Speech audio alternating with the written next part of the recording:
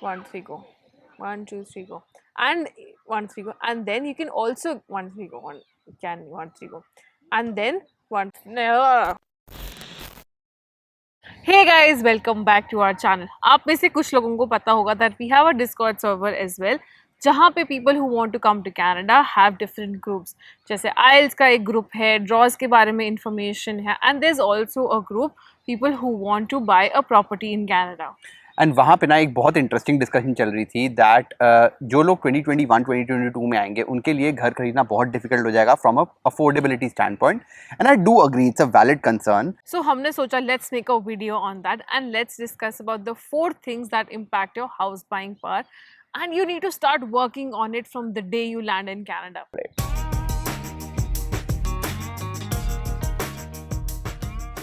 Factor number 1 is credit score. अब ये last week की वीडियो में भी बात करी थी that once you land here you need to start building your credit score and it's really important. So Canada में credit score is between 300 and 900. जब हम आए थे तो हमारा credit score was 630 which is not at all good but it was so because हम लोग new थे Canada में. अब इंडिया वाला क्रेडिट स्कोर नहीं यूज होगा. अगर आपका क्रेडिट स्कोर बहुत अमेजिंग है या बहुत खराब, सब कुछ स्क्रैच से शुरू होगा. So हमारा credit score jumped from 630 to 780 in a span of less than 1.5 years considering हमें सिर्फ इतना ही टाइम हुआ आए हुए and that we just bought a house जिसकी वजह से हमारा credit score hit हुआ. It's actually considered very good. So let's see how we did it. सबसे बड़ा factor is payment history which makes 35% of your credit score. जैसे ही credit card का bill आता है वैसे ही very next day we actually make the payment. हम payment जो due date होती है उसकी wait भी नहीं करते and अगर due date की wait करनी भी है so never miss a payment. हमने एक भी payment आज तक miss नहीं करी है and that's one of the reasons why हमारा credit score इस वजह से drop नहीं हुआ. 35% is a massive contribution to credit score, so never miss a payment. Second big factor is credit utilization which contributes 30% to the credit score.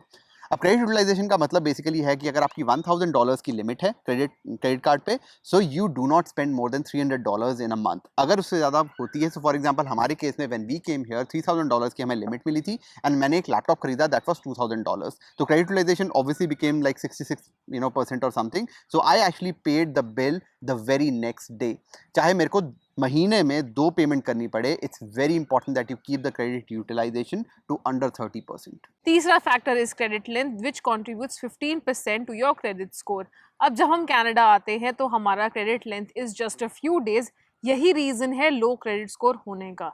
इसका कोई तोड़ नहीं है. You just need to make sure that you doing the point number 1 and point number 2 right every month. And guys never close your first credit card. And इसका reason simple है.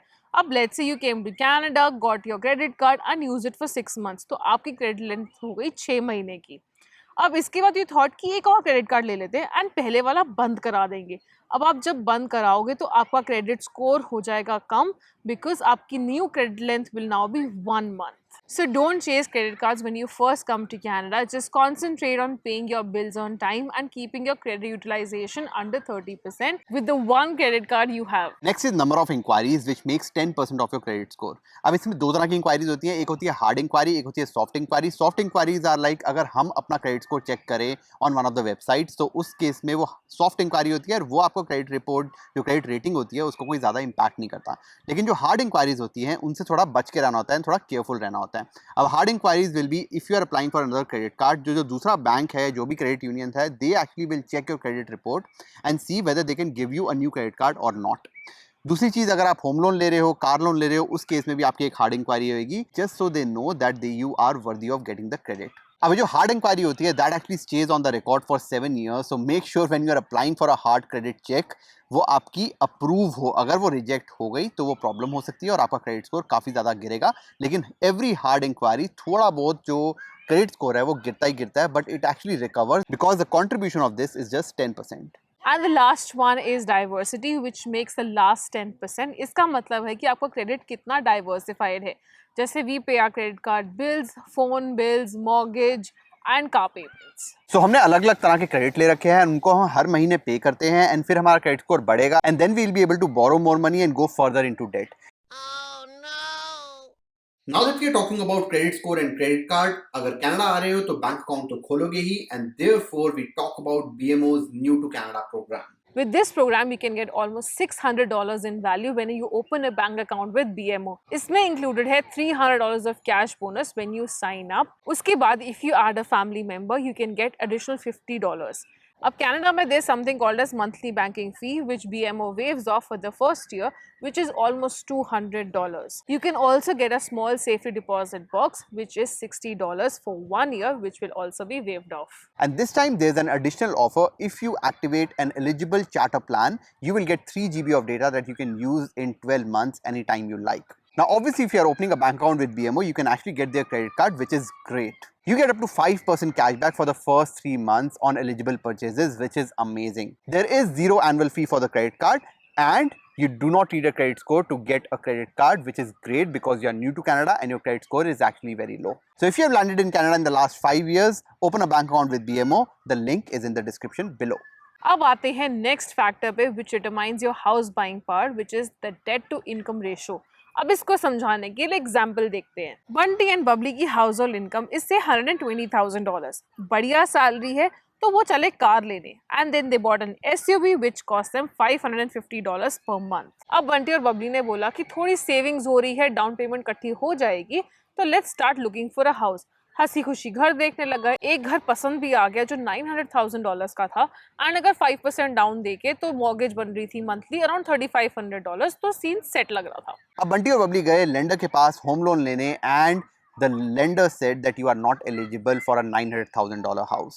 And उसका reason ये था that their total debt is actually more than 42% of their total gross income before tax. So इनकी monthly gross income बनती है before tax as $10,000 and monthly mortgage बनी $3,550 which is 36% below the benchmark of 42%. And then उनको property tax भी pay करना है जो debt में add होता है, so add another $350 a month. Now the total debt becomes $3,900 which is still below 42%, and this is where things get interesting. The bank added the car to their calculation and their total monthly debt payment becomes $4,450, which is almost 45%, and उनका debt to income ratio should have been 42%. So basically they cannot afford their dream house. अब guys, अभी जो हमने ये calculation करी है बहुत ही over simplistic थी. इनफैक्ट बंटी और बबली जो है वो 900,000 छोड़ो, ऑलमोस्ट जस्ट पेयरली $600,000 का ही हाउस अफोर्ड कर सकते हैं, एंड लेट्स अंडरस्टैंड व्हाई. तो बंटी बबली की जो इनकम है household yearly is $120,000. Down payment उन्होंने सेव करी let's say $50,000. Monthly loan payment जिसमें car payment is very important is $550. Credit card debts let's say नहीं है इनके पास, and credit rating is good. We get the results and we see that they can only afford $628,000 worth of house. And इसका reason ये है कि आज की डेट में इंटरेस्ट रेट हालांकि इज जस्ट 1.29%. उसी इंटरेस्ट रेट पे हमें भी ये वाला कॉन्डो मिला है जिसमें हम रह रहे हैं, but you need to qualify at 5.25%. ये मिनिमम क्वालिफाइंग रेट होता है and you need to pass this stress test. अब इसमें एक बहुत इंटरेस्टिंग चीज है, अगर बंटी और बबली ने इतनी महंगी SUV की जगह एक नॉर्मल सेडान ली होती जिसकी monthly payment was $200 less, so they would have been able to afford a much bigger house which is almost 5% more in value, and this actually made Bunty and Bubbly house poor. And that's because they bought a car which was way more expensive and out of their budget. उस time तो बहुत अच्छा लग रहा था, लेकिन अब थोड़ी मुसीबत हो गई. मुसीबत हो गई, वाट लग गई यार. मेरे से नहीं होता. वाट क्या होता है? अभी वाट लग गई. वाट लग गई. इसी वजह से we always say that you should follow the rule of 10 when it comes to car, which means that your total car expense, which includes your car insurance as well as your gas, should be less than 10% of your household income after tax. वरना बंटी और बबली की तरह आपको भी काफी दिक्कत होगी. वाट लग जाएगी. वाट लग जाएगी. And the third big factor determining your house buying power is obviously your income. अब इसमें it's not just about your carry home income or your gross income. It also depends कि आप full time job कर रहे हो या contract job कर रहे हो या आपका business है. Now contract jobs are not considered permanent and they are considered temporary. भले ही पैसे ज़्यादा बनते हैं इसमें because इसमें hourly wage होती है, but when it comes to buying a house, it is considered self-employed income and उसके लिए 2 years की income history चाहिए होती है. So if you are planning to buy a house within 1 year, never get a contract job, get a full-time job. Now obviously there are ways to go around it. One way is to actually pay a higher down payment 20% से लेके 35% तक, but इसके बारे में हम कभी और discuss करेंगे बिकॉज ये बहुत लंबा टॉपिक होता है। एंड दूसरी चीज़, it's not very easy to actually collect that 20 to 35% of down payment. So all in all, just remember, if you want to buy a house within 1 year, जब भी आप प्लान कर रहे हो, get a full-time job and not a contract one. Now last factor when it comes to buying power is your attitude. अब ज़्यादातर लोग जब कनाडा के बारे में सोचते हैं सो दे फील कि 60-70,000 डॉलर की सैलरी लगेगी, अगर 2 लोग भी कमाते हैं तब भी हम 800, 900, 1 मिलियन तक का घर कैसे खरीद पाएंगे। ये थिंकिंग को थोड़ा सा चेंज करना पड़ेगा।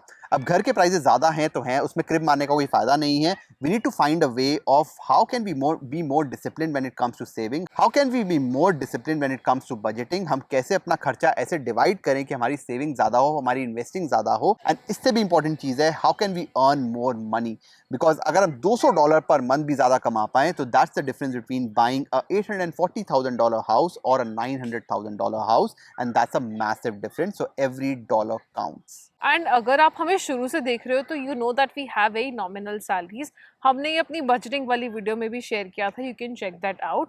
एंड येस, आज ये यूट्यूब चैनल और फर्स्ट जॉब एक्सेलरेटर है, बट वो अभी है।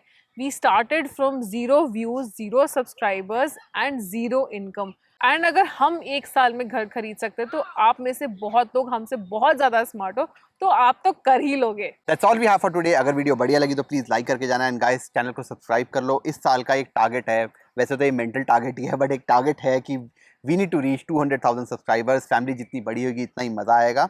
मिलते हैं अगली वीडियो में, तब तक के लिए बाय बाय बाय। बाय।